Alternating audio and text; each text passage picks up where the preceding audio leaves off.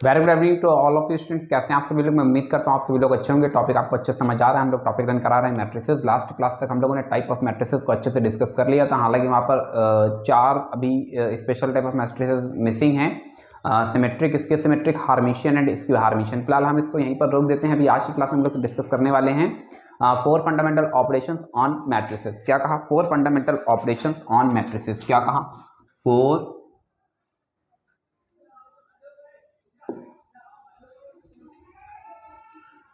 Fundamental operations on matrices. सवाल ये उठता है कि सर ये 4 फंडामेंटल ऑपरेशंस क्या है मैट्रिक्स के बारे में? तो आपने पूरी जानकारी दे दी है। तो बच्चा 4 फंडामेंटल ऑपरेशंस में आप जानते हैं अच्छी तरह से addition, subtraction, multiplication and division. ये रहे बच्चा आपके 4 फंडामेंटल ऑपरेशन।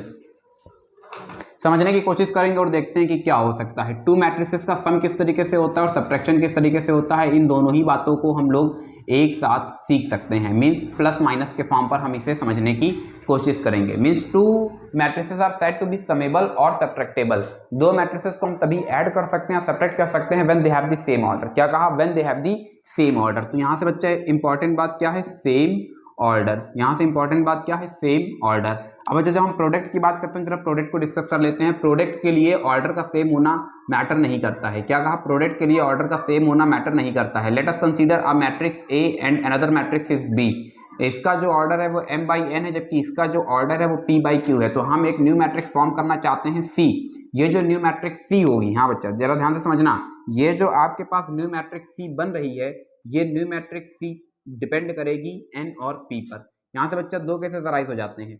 यहाँ से if m does not n does not equals to p। क्या कहा? n does not equals to p। क्या कहा? n does not equals to p। अगर n p के बराबर नहीं है तो इसका मतलब ये होगा n does not equals to p, then product is not possible. क्या कहा? Product is not possible. Second case हमारे पास बनता है if n equals to p। याद रखना, अगर n इक्वल्स टू p हो तो जो प्रोडक्ट होगा वो पॉसिबल होगा। Product is possible. और याद रखना कि इस पॉसिबिलिटी के बाद में अभी जो तुम्हारे पास न्यू मैट्रिक्स बनेगी, क्या कहा? अभी जो तुम्हारे पास न्यू मैट्रिक्स बनेगी, वो न्यू मैट्रिक्स का जो ऑर्डर होगा वो m बाई क्यू का होगा। न्यू मैट्रिक्स का जो ऑर्डर होगा वो बच्चे क्या होगा? m बाई क्यू का होगा। क्या आप इतनी बात समझ पाए? न्यू मैट्रिक्स का ऑर्डर किसका होगा? m बाई क्यू का होगा। तो फिलहाल हमारे पास क्या आया? n does not equals to p, n equals to p, product is possible. ठीक है, इतनी बात समझ आती है बच्चा। हम लोगों ने तीन चीजें डिस्कस कर ली। क्या बोलते हैं? एडिशन, सब्ट्रैक्शन और मल्टीप्लिकेशन। एक मन में सवाल उठ रहा होगा, सर डिवीजन के बारे में कुछ बताइए। बच्चा याद रखना कि डिवीजन जो है, डिवीजन यहाँ पर पॉसिबल नहीं हो पाता है। यानी डिवीजन का कोई भी केस यहाँ पर नहीं है आपको देखने को मिलेगा। सवाल ये उठता है सर डिवीजन पॉसिबल क्यों नहीं होता है? बच्चा एक्चुअली होता क्या है कि matrix multiplication does not follow the commutative law. क्या कहा? Matrix multiplication does not follow the commutative law. Sir बहुत कॉम्प्लिकेटेड बता दिया, थोड़ा सा आसान सी लैंग्वेज में बता दीजिए। बच्चा आसान सी लैंग्वेज ये है कि ए बी और बी ए आपस में इक्वल नहीं होते हैं। देखो मॉडर्न मैथमेटिक्स में जितनी भी चीजें आती हैं वो इस रूल को होल्ड करती हैं, जबकि एंशिएंट मैथमेटिक्स की हम बात करें, अर्थमेटिक की बात करें, तो वहां पर ये चीजें नहीं होल्ड होती हैं। जैसे कि अगर हम बात करें अर्थमेटिक की, तो 2 इंटू 3 और 3 इंटू 2, बच्चा आपको क्या मिलेगा? 6। हर कंडीशन में 6 मिल रहा है, इसमें भी 6 मिल रहा है, इसमें भी 6 मिल रहा है। अब 6 इक्वल 6 के है तो इसलिए दोनों आपस में इक्वल है। लेकिन जब यही बात हम मॉडर्न मैथमेटिक्स की करते हैं तो मॉडर्न मैथमेटिक्स में बात होल्ड नहीं होती है। Just like the set theory. Set theory में आप सीख करके हैं कि a cross b does not equals to b cross a। तो बच्चा ये सेट थ्योरी मॉडर्न मैथमेटिक्स का टॉपिक है और ये सेट थ्योरी ही इसका एडवांस वर्जन है। मींस सेट थ्योरी से ये सब चीजें कोरिलेट कर रही हैं। मेरी बात समझ पाए या नहीं समझ पाए? तो यहाँ से एक इंपॉर्टेंट बात हमने क्या सीखी कि matrix multiplication does not follow the commutative law. Matrix multiplication does not follow the commutative law. एक बार आप भी रिपीट करेंगे। क्या कहा? Matrix multiplication does not follow the commutative law. Matrix multiplication कभी भी कॉम्यूटेटिव लॉ को होल्ड नहीं करता है। अब यहाँ से डिवीजन की बात कर लेते हैं। सपोज करो if possible that we want to divide A and B, means दो मैट्रिसेस को हम क्या कराना चाहते हैं? डिवाइड कराना चाहते हैं। चलो ठीक है, देखते हैं क्या हो सकता है। अगर A और B को हम डिवाइड कराना चाहते हैं तो बच्चा अब डिवीजन तो पॉसिबल नहीं है। मींस यूं तुम समझो कि अगर हम 1/2 को 3/2 को 2 इनवर्स इंटू 3 लिखते हैं तो कोई गलत बात तो नहीं है। तो बच्चा हमने भी ये जो यहाँ पर B है इसको अब हम यहाँ से मॉडिफाई करना चाहते हैं। तो हम लिखना चाहते हैं A B इनवर्स। देखो बात सही है ना, A B इनवर्स। अभी ये अगर इनवर्स हटता है then we get the 1/b। तो बच्चे ये देखो 1/a/b को हम क्या लिख दिए? a b inverse. ऐसा भी तो हो सकता है कि कुछ लोग ये लिख दें b इनवर्स a, हाँ ये बात तो सही है। इसका मतलब क्या हुआ, इसका मतलब ये हुआ कि अब बी इनवर्स में एम्बिग्विटी क्रिएट हो गई, there is an ambiguity regarding to the pre multiply and post multiply. Exactly पता ही नहीं चल रहा है कि बी इनवर्स का प्री मल्टीप्लाई होगा या पोस्ट मल्टीप्लाई होगा। बच्चा ये प्री मल्टीप्लाई और पोस्ट मल्टीप्लाई के वेरिएशन की वजह से ही यहाँ पर डिवीजन पॉसिबल नहीं हो पाता है, क्योंकि बी इनवर्स एक मैट्रिक्स दो नंबर्स का प्रोडक्ट कराने पर एक तीसरा नंबर मिलता है। ये भी नंबर था, ये भी नंबर था, तो ये भी नंबर, ये वेरिएबल नहीं हो गया। सेम प्रोसेस बी जो है, अगर वो मैट्रिक्स है तो बी इनवर्स भी क्या होगा, एक मैट्रिक्स ही होगी, वो कोई नंबर नहीं होगा।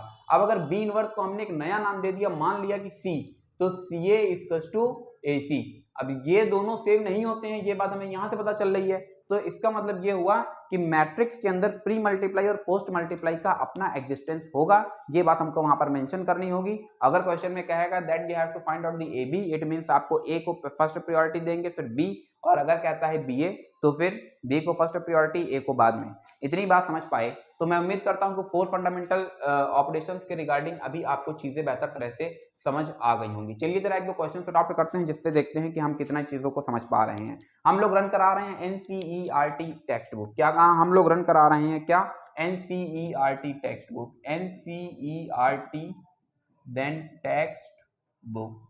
ठीक है भाई, अब एनसीईआरटी टेक्स्ट बुक में क्वेश्चन नंबर 1 हम देख लेते हैं।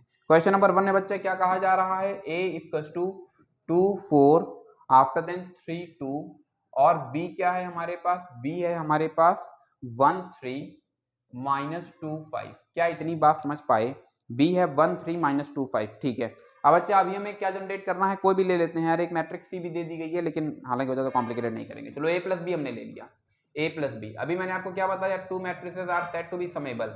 दो मैट्रिसेस तभी समेबल होती हैं, बच्चा बोलो कब समेबल होती हैं, दो मैट्रिसेस तभी समेबल होती हैं, हाँ बोलो जल्दी से, दो मैट्रिसेस तभी समेबल होती हैं जब वो सेम ऑर्डर की होती हैं। कब समेबल होती हैं, जब वो सेम ऑर्डर की होती हैं। बच्चा इस मैट्रिक्स का ऑर्डर क्या है, 2/2, इस मैट्रिक्स का ऑर्डर क्या है, 2/2। इसका मतलब क्या है कि दोनों ही सेम ऑर्डर की हैं, तो दोनों को ऐड कर सकते हैं। हाँ, ऐड करते वक्त याद रखना कि करस्पॉन्डिंग एलिमेंट्स ऐड किए जाएंगे। सर करस्पॉन्डिंग एलिमेंट्स का क्या ही मतलब है, मतलब ये है कि अगर ये 1 1 पोजीशन तो इस मैट्रिक्स की भी 1 1 पोजीशन, और अगर इस मैट्रिक्स का 1 2 पोजीशन तो इस मैट्रिक्स का भी 1 2 पोजीशन, अगर इस मैट्रिक्स का 2 1 पोजीशन तो बच्चा इस मैट्रिक्स का भी 2 1 पोजीशन। मुझे उम्मीद है कि बाकी जो बच गया है वो बचे हुए एक साथ।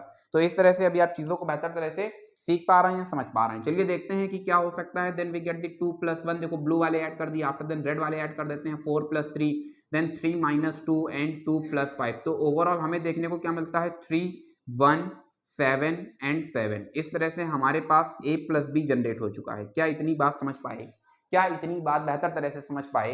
तो इस तरीके से 2 मैट्रिसेस का सम अभी हम देख पा रहे हैं। बच्चा सब्ट्रैक्शन भी मुझे नहीं लगता कि अब कोई दिक्कत होगी। बच्चा यहाँ पर माइनस आएगा तो इन जगहों पर माइनस जनरेट हो जाएगा। ठीक है, ये माइनस यहाँ इस वजह से आ रहा है क्योंकि एक्चुअली माइनस इसके पास है, तो वहां पर फिर प्लस हो जाएगा।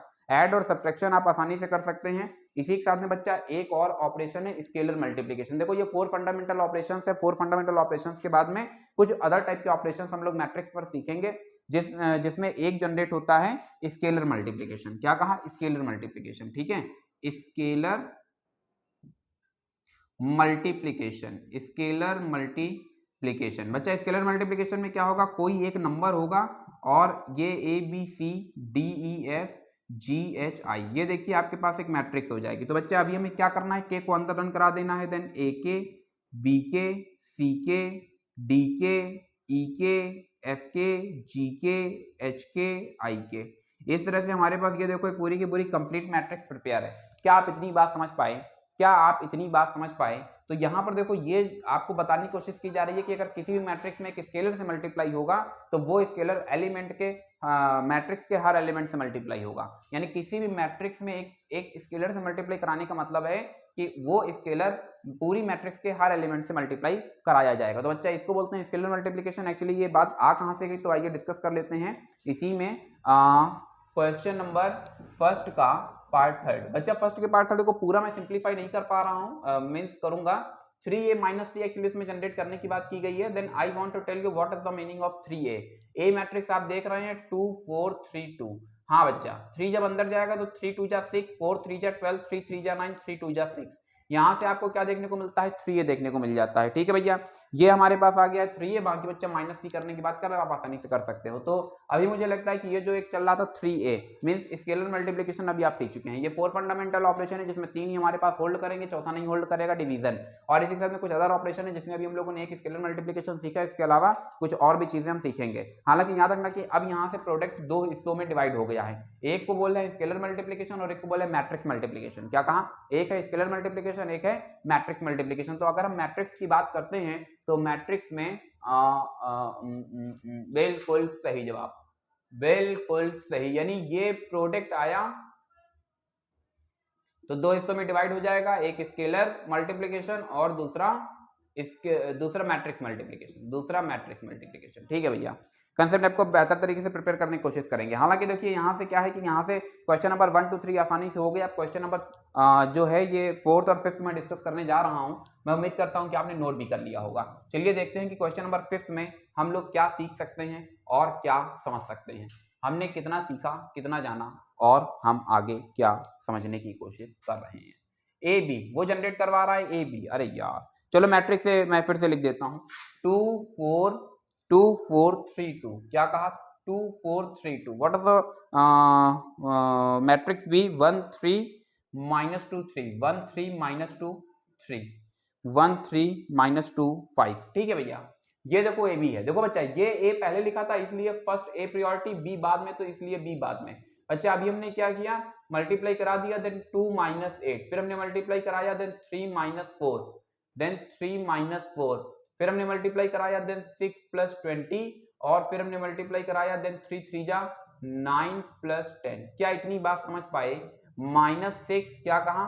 -6 -1 26 एंड 19। ये देखो इस तरह से हमारे पास क्या जनरेट हो चुका है बच्चा? ए बी जनरेट हो चुका है। बच्चा अब हम लोग क्या डिस्कस करेंगे? बी ए डिस्कस करेंगे। क्या डिस्कस करेंगे बच्चा? B A. चलिए समझ लेते हैं कि बी ए क्या है। What is the meaning of B? हाँ मैट्रिक्स बी तो ये रही है हमारे पास 1 3 -2 5, और यहाँ से देखो मैट्रिक्स ए हमारे पास क्या रही है? मैट्रिक्स ए रही है 2 4 3 2। हाँ बच्चा अभी हमें क्या करना है बच्चा? अभी हमें मल्टीप्लाई करा देना है, तो 2 + 3 3 जा 9, ये बात तो सही है। -4 + 15, अरे 4 1 जा 4, 2 जा 6, -8 एंड +10, ये बात सही है। 9 to 11 होता है, देन 10 होता है, देन अगेन 11 और फिर प्लस का 2। हाँ बच्चा अब देखो क्या ये दोनों चीजें सेम है?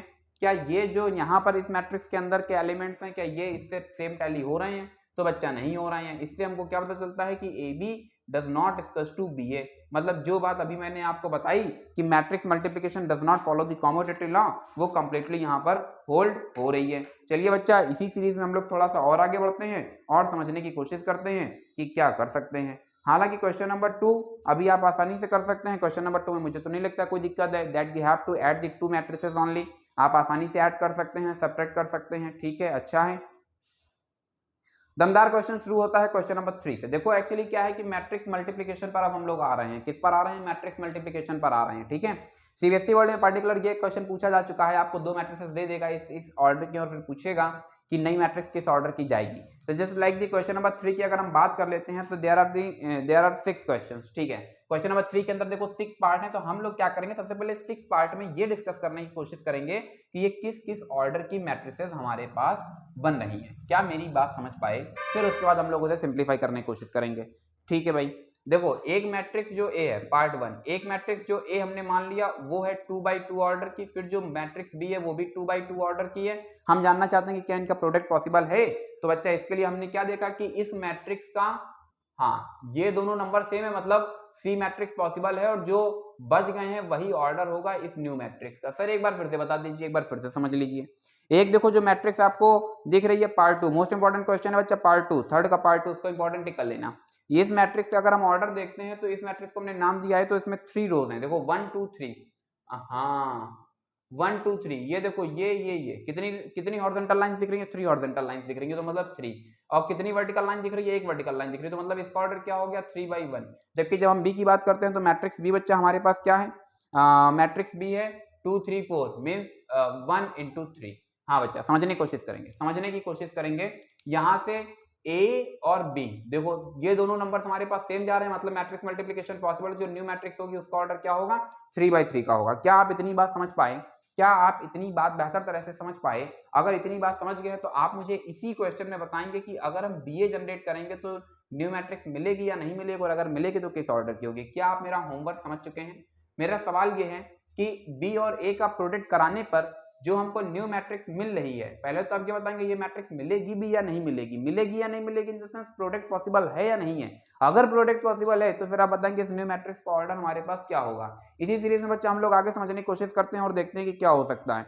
बिल्कुल सही जवाब, बिल्कुल सही। पार्ट थर्ड में बच्चा क्या बात कह दी गई है, एक मैट्रिक्स ए हमारे पास रही जिसका ऑर्डर क्या है 2/2 है, जबकि मैट्रिक्स बी हमारे पास क्या है 2/3 है। मैट्रिक्स बी हमारे पास क्या है 2/3 है। हाँ, अब हम जानना चाहते हैं कि क्या प्रोडक्ट पॉसिबल है या नहीं है। तो बच्चा ये देखो, ये 2 ये दोनों सेम है, इसका मतलब न्यू मैट्रिक्स पॉसिबल, और जो न्यू मैट्रिक्स का ऑर्डर होगा वो बच्चा क्या होगा 2/3 का होगा। चलिए बच्चा इसी सीरीज में हम लोग आगे बढ़ने की कोशिश करते हैं और देखते हैं कि अभी हम लोग आगे क्या सीख सकते हैं। हालांकि इसी का पार्ट 4 जो है वो आप मुझे आपके लिए होमवर्क होगा, आप मुझे इस मैट्रिक्स का ऑर्डर, इस मैट्रिक्स का ऑर्डर, साथ ही क्या दोनों का प्रोडक्ट पॉसिबल है, अगर पॉसिबल है तो न्यू मैट्रिक्स का ऑर्डर, सब कुछ आप मुझे डिफाइन करके बताएंगे। इसी सीरीज में बच्चा आगे बढ़ते हैं और नंबर 4 को डिस्कस करने की कोशिश करेंगे। नंबर 4 में कहा जा रहा है, बिल्कुल सही जवाब, एक मैट्रिक्स ए है जिसका ऑर्डर बच्चा क्या जा रहा है 3/2। कितना ऑर्डर जा रहा है 3/2। एक मैट्रिक्स बी है जिसका ऑर्डर कितना जा रहा है 2/3 जा रहा है, 2/3 जा रहा है। ठीक है, देखो बच्चा इतना आपके लिए सफिशियंट है। हमने देखा यहाँ से कि ये दोनों नंबर सेम है, मतलब प्रोडक्ट पॉसिबल है। तो अब आपके लिए हो गया होमवर्क, आप मुझे बताएंगे जो न्यू मैट्रिक्स बन रही होगी उसका नया ऑर्डर क्या होगा। नंबर 5 की हम बात कर लेते हैं। फिफ्थ में बच्चा इसी का जस्ट अपोजिट, तो आप मुझे बताएंगे कि अगर इन दोनों को आपस में इंटरचेंज कर देंगे तो फिर न्यू मैट्रिक्स मतलब किस ऑर्डर की प्रिपेयर होगी। हालांकि देखो बच्चा यहाँ तक पहुंचने के बाद मुझे नहीं लगता है कि अभी आपको कोई दिक्कत आ रही होगी। क्वेश्चन नंबर 3 में आप आसानी समझ चुके हैं कि हमारी न्यू मैट्रिक्स किस ऑर्डर की जनरेट होगी, किस तरीके से होगी। हालांकि यहाँ पर मैं 2 ही क्वेश्चन डिस्कस करना चाहूंगा, एक पार्ट 1 और एक पार्ट 2। बाकी सबको मैं रफ कर देता हूँ और देखते हैं कि हम लोग क्या सीख सकते हैं। ठीक है, देखो बच्चा मेरी पूरी कोशिश है, बहुत सारे स्टूडेंट्स का ये कहना है कि सर लाइव सीजन यार, लाइव सीजन के लिए क्या है ना, मुझे यूट्यूब के टर्म एंड कंडीशंस को फुलफिल करना होगा। अभी सब्सक्राइबर काफ़ी कम है और सबसे बड़ी समस्या ये है कि वीडियोस काफ़ी वॉच किए जा रहे हैं। 60% लोग इस तरीके के जो प्रॉपर वीडियोस को वॉच कर रहे हैं, 40% जो है वो वॉच वॉच भी कर रहे हैं, उन्होंने सब्सक्राइब भी किया। मतलब 60% क्या है वो वॉच कर रहे हैं लेकिन उन्होंने सब्सक्राइब नहीं किया हुआ है। जैसे ही मैं यूट्यूब के टर्म एंड कंडीशंस को फुलफिल कर पाऊंगा, डेफिनेटली मैं खुद चाहता हूँ कि मैं लाइव आऊँ और आप लोगों के जो भी डाउट्स हैं उनको लाइव में सिंप्लीफाई कर पाऊँ। लेकिन बच्चा अभी इसके लिए थोड़ा सा पेशेंस रखना होगा और देखते हैं कि हम लोग आगे क्या सीख सकते हैं, क्या कर सकते हैं। क्वेश्चन नंबर 1 हम लोग डिस्कस करने जा रहे हैं। कहा जा रहा है एक मैट्रिक्स है ए बी फिर -बी ए, और फिर एक दूसरी मैट्रिक्स आपको देखने को मिल रही है ए -बी बी ए। चलो बच्चा समझने की कोशिश करते हैं, और देखते हैं कि क्या हो सकता है। देखो यार, यहाँ पर मल्टीप्लाई कराना है, ठीक है। मल्टीप्लाई कराने के लिए जो तरीका होता है वो तरीका ये है कि यहाँ पर एक रो, देखो यहाँ से एक कॉलम पकड़ोगे, फिर उस कॉलम का मल्टीप्लाई तुमको तब तक कराना है जब तक कि इधर की सारी रोज कंप्लीट नहीं हो जाती हैं। जैसे ही सारी रोज कंप्लीट होंगी वैसे ही आप ऑटोमेटिक इस कॉलम को ड्रॉप करके नेक्स्ट कॉलम पर आ जाएंगे। सर कम बात समझ आती है, बिल्कुल सही बात है। चलो सॉल्व करके दिखा देते हैं। मान लिया कि ये मैट्रिक्स ए और ये मैट्रिक्स बी है, तो ए बी, ठीक है भैया। इसका मल्टीप्लाई इससे हो गया, अब इसको ऐसे देख लो ए बी और यहाँ से ए बी, तो भैया इसका मल्टीप्लाई इससे और इसका मल्टीप्लाई इससे। ए का मल्टीप्लाई ए से तो ए स्क्वायर प्लस बी स्क्वायर। अब देखो ये रो कंप्लीट हो गया, तो अब हम ये जो रेड कलर से रो है इस पर आ जाते हैं। फिर माइनस ए बी और प्लस ए बी। अब ये कॉलम कंप्लीट हो गया, तो इस कॉलम को यहाँ से हटा दोगे और ये जो कॉलम है ये अब यहाँ पर आ जाएगा। अब इस कॉलम के साथ भी यही सेम प्रक्रिया दोहराई जाएगी। तो यहाँ से आपको देखने को मिलेगा minus A B plus A B, यहाँ से आपको देखने को मिलेगा A square plus B square. अच्छा यहाँ से ये देखो कैंसिल, ये देखो कैंसिल, तो यहाँ से आपको देखने को मिलेगा A square plus B square 0 0 A square plus B square. क्या इतनी बात समझ पाए? क्या इतनी बात आप बेहतर तरह से समझ पाए? आइए आगे बढ़ते हैं और समझने की कोशिश करते हैं कि इसी सीरीज में अब हम लोग आगे क्या सीख सकते हैं। हालांकि सर थोड़ा सा कम समझ आ रहा है, इसका कोई शॉर्ट ट्रिक बता दीजिए। चलिए शॉर्ट ट्रिक भी बता देते हैं और डेफिनेटली आपके साथ शेयर करना चाहूंगा। आप पूरा यूट्यूब सर्च कर लीजिएगा बच्चा, ये ट्रिक मेरी अपनी बनाई हुई है, और देखते हैं कि यहाँ से हम कितना बेहतर चीज़ों को गेन कर पाते हैं। यहाँ से जो मैट्रिक्स दी गई थी वो एक्चुअली दी गई थी A B minus B A. क्या कहा? A B minus B A. इसी के साथ में यहाँ से A minus B after then B A. चलो भैया देखते हैं कि क्या हो सकता है और क्या नहीं हो सकता। देखो बच्चा, इसको हम पाइपलाइन मेथड बोलते हैं, ठीक है। हालांकि ऐसा कुछ है नहीं, लेकिन पाइपलाइन मेथड के नाम से ही हम इसे जानते हैं। तो बच्चे अभी हमने क्या किया, इसको यहाँ से हटा देते हैं। आप इस तरह से पाइपलाइन कुछ बिछा देंगे, ये देखिए ये, और एक इसको अलग कलर से ले लेते हैं, ब्लू से ले लेते हैं, तो ये हमको देखने को मिलेगा ये और ये, ठीक है। देखो ये वाला जो है ये वाटर टैंक है, क्या कहा, ये है वाटर टैंक, जबकि ये जो है ये है टैब। टैब मतलब नल, नल मतलब समझते हो ना, टोटी वाला ये हो गया नल। ये बच्चा क्या है, ये है टैंक, ठीक है। यहां से पानी निकलेगा, ये वाटर टैंक है, यहां से पानी निकलेगा, और इधर देखो ये नल लगा हुआ है, आपने टोटी घुमाया, नल चालू हो गया। बात समझे कि नहीं समझे, समझते रहेंगे जरा ध्यान से। यहां से अभी हम लोगों ने कुछ क्वेश्चंस किए थे पाइप्स एंड सिस्टम्स के आर्यभट्ट नेशनल कंपटीशन में। वहां पर मैं आपको बताता था ना कि जब एक टंकी को 1 घंटे में भरता है तो 2 नल खोल दिए जाएंगे, तब टंकी जल्दी भरेगी, देर में भरेगी। तो आपको पता है कि अगर दोनों नल एक साथ चालू हैं और टंकी में कोई छेद नहीं है तो वो जल्दी ही भरेगी। तो सेम प्रोसेस बच्चा, जल्दी भरेगी मतलब दोनों नल का जो पानी है वो एक साथ कलेक्ट हो रहा है। एक साथ कलेक्ट हो रहा है मतलब क्या है कि एडिशन। मेरी बात समझे कि नहीं समझे। देखो ये दोनों जो टंकी हैं, यहाँ से इन दोनों टैप से वाटर सप्लाई होगा विया ए एंड बी, ये वाटर टैंक के थ्रू, ठीक है। तो यहां से जब ये दोनों निकल रहे होंगे एक साथ, तो बच्चे जाहिर सी बात है कि टंकी जल्दी भरेगी। मेरी बात समझे कि नहीं समझे, यानी यहां से टंकी जल्दी खाली होगी और यहाँ जो भी बकेट रखा हुआ है वो जल्दी भर जाएगा। थोड़ा सा प्रैक्टिकल करके देखते हैं, तब मुझे लगता है कि बात आप बेहतर तरह से समझ पाएंगे। यहां से ए निकलेगा, ए का मल्टीप्लाई इन दोनों से होगा, तो ये बनाएगा a into A into minus B. ये दोनों नंबर्स वही हैं जो यहाँ पर है, और ये जो a है ये वो वाला नंबर है जो यहाँ से आ रहा है। सेम बच्चा यहाँ से जब b की बात करते हैं तो ये b जो है इन दोनों से कोलैप्स कर जाएगा, तो ये b, एक b ये वाला और एक a ये वाला जो b है ये वो b है जो यहाँ से निकला। दोनों नल एक साथ चालू है, एक साथ चालू है तो टंकी मींस बकेट जल्दी भरेगा, मतलब यहाँ पर एडिशन साइन आ जाएगा। क्या इतनी बात समझ पाए, क्या इतनी बात समझ पाए? सर एक बार और समझा दीजिए, एक बार और समझ लीजिए। देखो बच्चा ये सब ऑटोमेटिक सिस्टम है, क्या कहा, ये सब ऑटोमेटिक सिस्टम है। ये दोनों जैसे ही टैंक खाली हो जाएंगे तो वैसे ही ये पाइपलाइंस जो हैं ये इधर फिर आगे बढ़ जाएंगी। ये देखो इधर आ गई, रेड से अब दिख रहा होगा, ठीक है, समझते रहिए ना। अब जितने समय में ये रेड लाइन, ये देख रहे हो ना, पूरी रेड नहीं है, ये तो ब्लू है, ये ग्रीन है, ये देखो बीच में कुछ पोर्शन जो है वो रेड का है। तो बच्चा ये जो बीच में कुछ पोर्शन रेड का है, मतलब यहाँ पर क्या हुआ है, यहाँ पर कुछ समय के लिए वाटर सप्लाई नहीं हो पाया है, मतलब सूखा पड़ गया। सूखा पड़ गया तो बच्चा यहाँ पर भी क्या पड़ेगा, सूखा पड़ेगा। तो भैया यहाँ सूखा पड़ेगा तो सूखा मतलब गैप हो गया, अब गैप हो गया। अब देखो फिर माइनस बी से सप्लाई स्टार्ट हो जाएगी, तो ये आपको देखने को मिलेगा माइनस बी, फिर माइनस बी, ये वाला नंबर अपनी जगह पर रहेगा a, ये वाला नंबर अपनी जगह पर रहेगा माइनस बी। सेम प्रोसेस जब a यहां से निकलेगा तो आपको देखने को मिलेगा a, फिर a, then b, then a। क्या इतनी बात समझ पाए?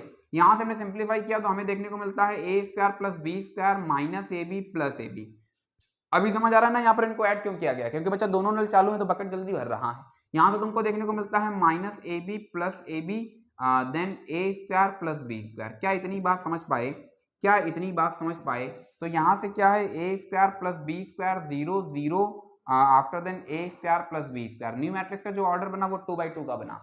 देखो यार ये क्या है, इनिशियल लेवल पर बच्चों को सिखाने के लिए ज्यादा बेहतर होता है। जो अभी मैंने आपको मेथड बताया बहुत ही यूनिक मेथड है, किसी भी तरीके से कभी भी आपका क्वेश्चन जो है वो गलत नहीं होगा। मेरी बात समझ पाए या नहीं समझ पाए? कभी भी किसी भी तरीके से आपका क्वेश्चन गलत नहीं होगा। आपको सिंपली क्या करना है, इन पाइपलाइंस को बिछा देना है। मगर याद रखना कि एग्जाम में ऐसा नहीं करना है, क्योंकि एग्जाम में यार ये मेथड कोई जानता नहीं है, इसके मेथड का डिस्क्रिप्शन बुक्स में नहीं है। मेरी बात समझे कि नहीं समझे? चीजें लोगों को वही बताते हैं जो कि सब लोग जानते हैं, क्योंकि आप जानते हैं चाणक्य ने एक बहुत बढ़िया बात कही है कि मूर्खों के बीच में अकलमंदी की बात करना भी क्या है, सबसे बड़ी मूर्खता है। इसलिए बहुत ज्यादा ज्ञान दिखाने की जरूरत नहीं है बोर्ड एग्जाम में। आपको सिंपली जैसे आप मल्टीप्लाई कराते हैं वैसे ही कराएंगे। इनिशियली मैंने आपको बता दिया, सीखने और सिखाने के लिए मेथड सबसे उत्तम है, बाकी प्रक्रिया वही दोहराई जाएगी जैसा कि बुक्स में लिखा गया है। इवन देन बहुत सारे टीचर्स नहीं जानते होंगे यार, हाँ जो अभी कई सालों से मुझसे पढ़े हुए स्टूडेंट्स हैं वो जानते होंगे। अभी कुछ लोग, काफी लोग पढ़ाना भी शुरू कर दिए हैं, तो डेफिनेटली मैं उम्मीद करता हूँ वो लोग भी अपने स्टूडेंट्स को बताते ही होंगे। चलिए देखते हैं कि क्या हो सकता है क्या नहीं हो सकता है। अब इस मेथड का जो एक पावर है, उस पावर को हम लोग डिस्कस करेंगे इस बेहतरीन क्वेश्चन के साथ में। ढेरों बार यार ये क्वेश्चन पूछा गया है। क्वेश्चन नंबर 3 का पार्ट 2 है। इसमें कहा जा रहा है 1 2 3 1 2 3 और साथ में कहा गया 2 3 4।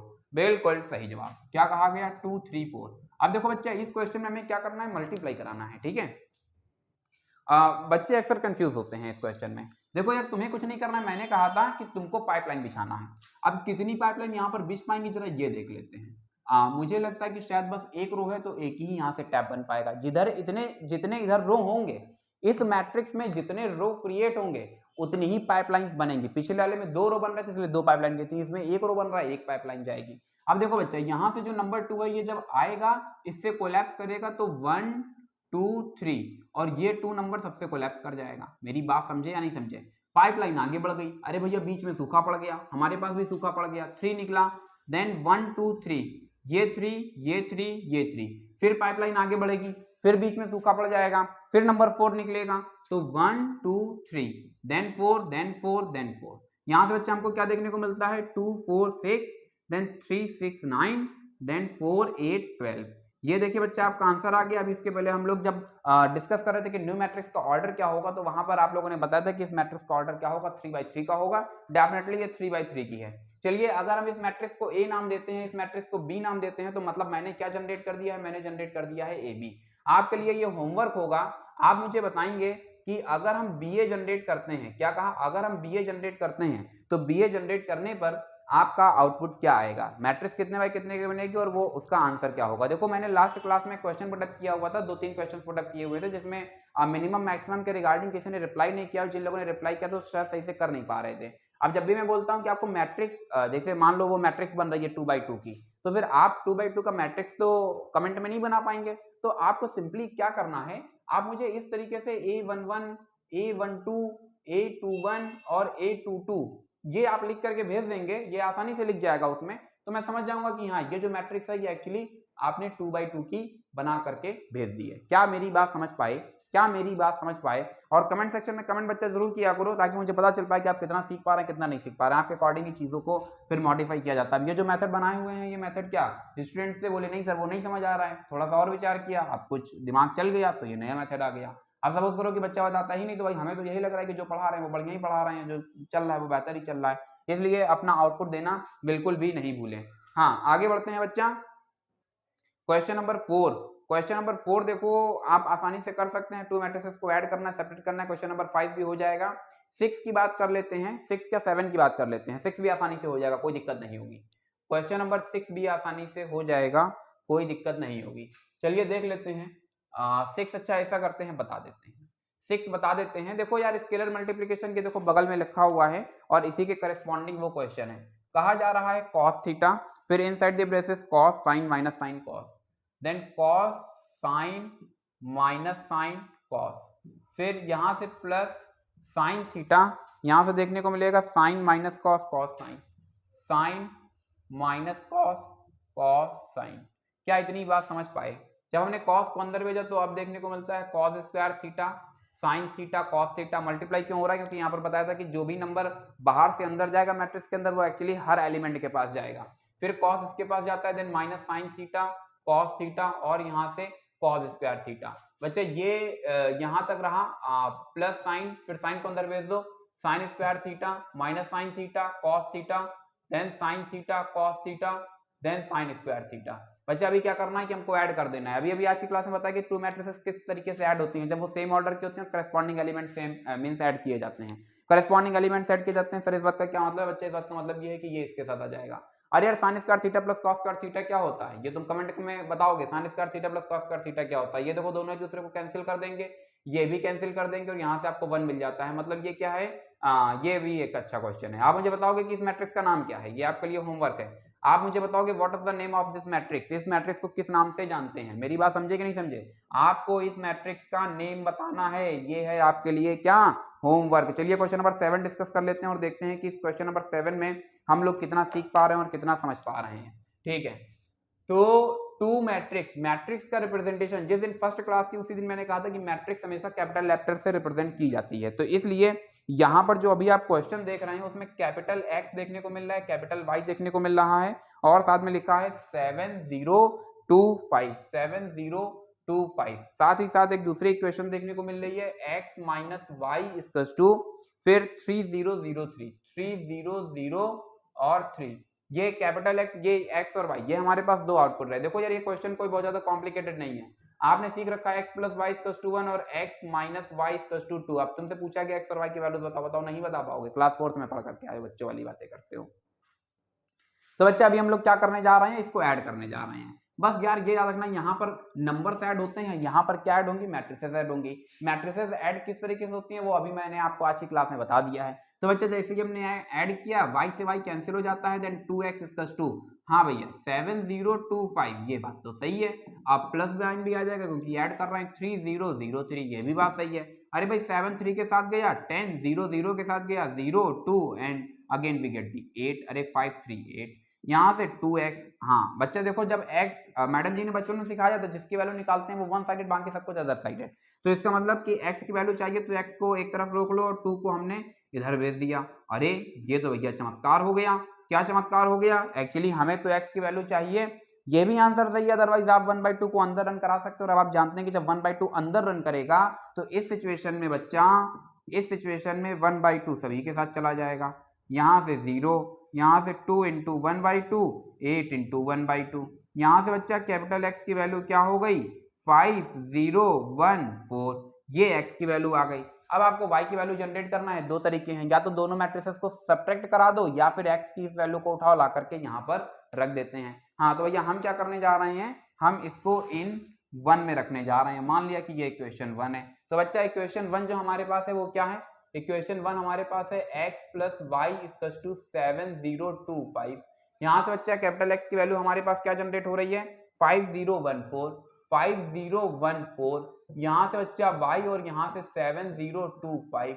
बच्चा अभी हमने क्या किया, y की वैल्यू जनरेट कर लिया, 7025 माइनस यहाँ से 5014।